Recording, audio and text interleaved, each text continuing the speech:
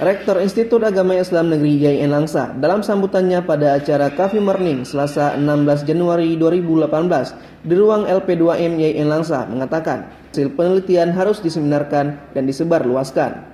Beliau mengatakan penelitian atau riset merupakan inti dari sebuah perguruan tinggi. Universitas yang hebat adalah melakukan riset university. Beliau juga berharap dengan semangat yang baru, lembaga penelitian dan pengabdian masyarakat LP2M dapat mendorong dosen dan personil di kampus tersebut untuk terus melahirkan riset yang berkualitas.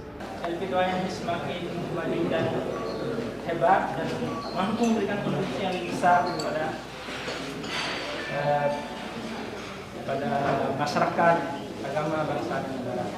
Hadir pada acara tersebut para wakil rektor, kepala Biro AUAK, para kepala bagian dan Kasubag, direktur pasca sarjana, para dekan, wakil dekan, ketua jurusan, kepala unit, dan sejumlah dosen serta pegawai lainnya.